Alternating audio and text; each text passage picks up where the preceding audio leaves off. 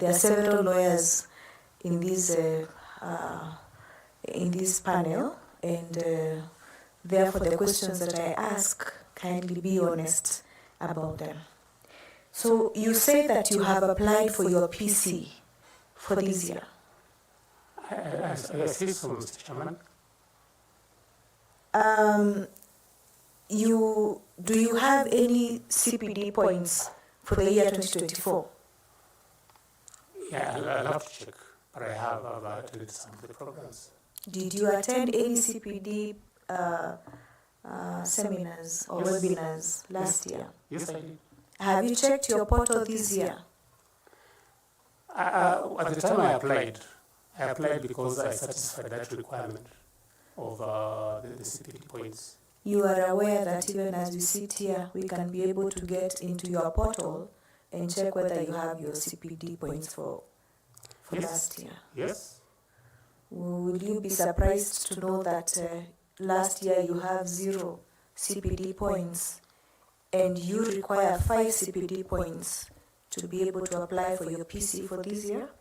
That would surprise me because I attended those programs. Are you aware that the LSK portal that you use to apply for your PC is an automated system which will not give you an invoice unless you have 5 CPD points for 2024?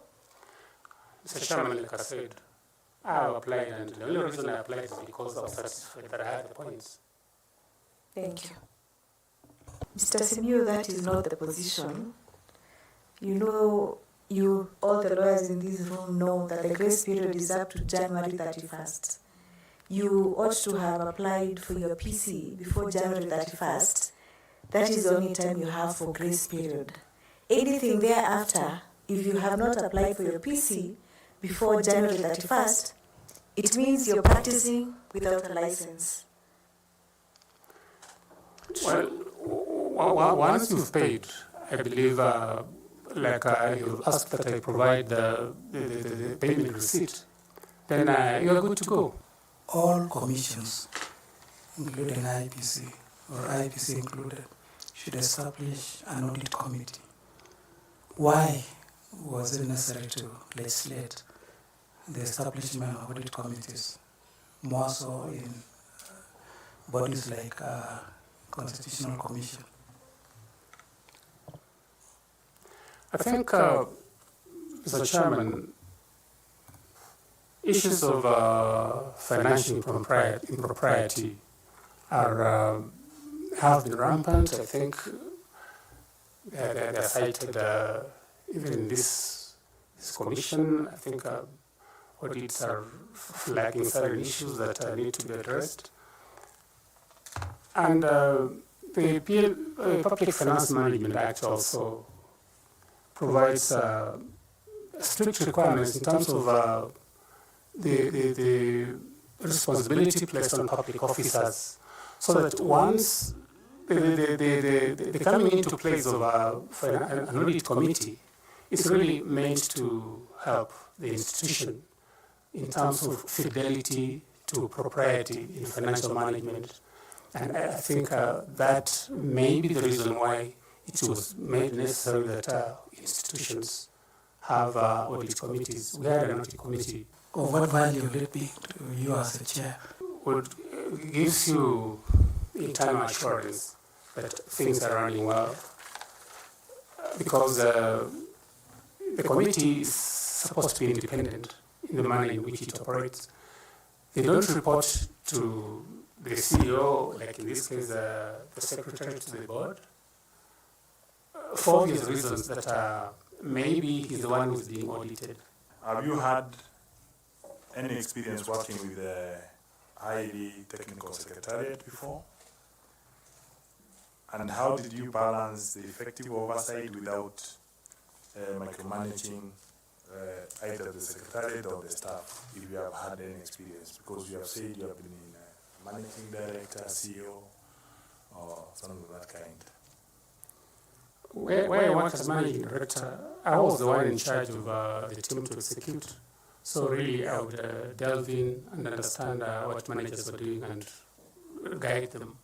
I was sitting on the board as a secretary, But my actual mandate was to be the manager. I'm the one who liaises between the management and the board and to report what is happening on the day-to-day management of the affairs of the company. That was my responsibility. So really, the issue of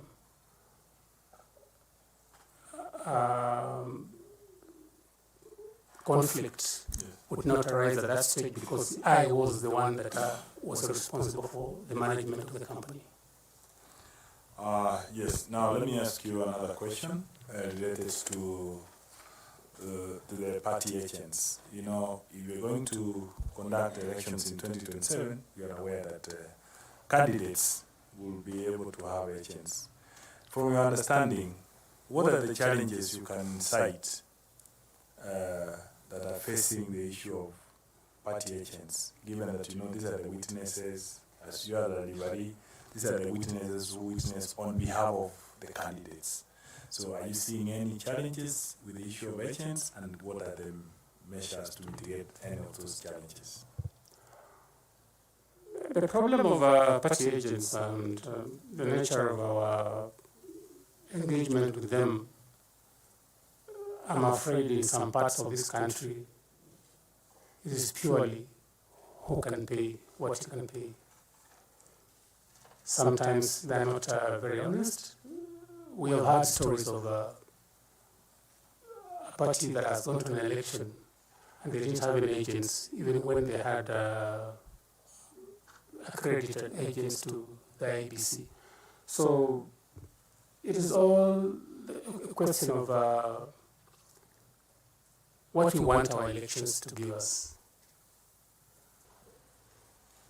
For instance, you become the chair IEBC, and you are faced with a situation where there are stakeholders who are hostile, who do not completely trust what you're doing, or just have a negative attitude towards working with you, working with the Commission generally. What would you do in such circumstances? People wouldn't want to work. For whatever reason, at times they could be because out of lack of trust, or maybe other vested interests.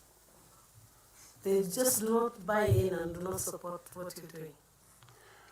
My initial submission was on the best way of creating that trust, where people will know that once an election is done, the system that has been installed is not subject to tampering. I've indicated we need a dedicated satellite system that will be used. Once they are convinced that a credible result will come. I'm just saying, in this special circumstance, Yes. you find a stakeholder who's hostile. How do you address? For stakeholders, they are stakeholders. And they are stakeholders because, rather, we are there because of those stakeholders. And you must find a way of talking to them. If you can't talk to them, send a team to talk to them. If you can't have a team to talk to them, let the elders talk to them. But for God's sake, there's no way you are going to avoid any particular segment of the stakeholders, because then they're the ones who are going to explode tomorrow. If they come to the office screaming fire, you are responsible because you are in the office, you must face them.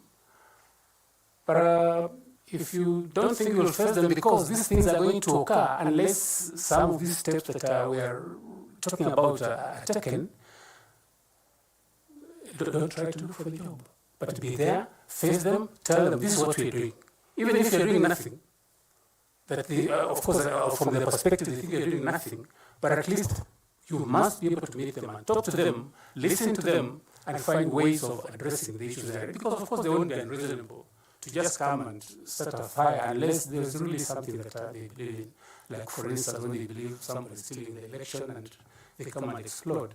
So that constant communication, that constant engagement with them, and the ability to go before them and explain what is happening, I think it is important. But if they have come now and are breathing fire, I believe that you must just find a way of talking to them. You can't run away because that is your responsibility and somebody has to do it.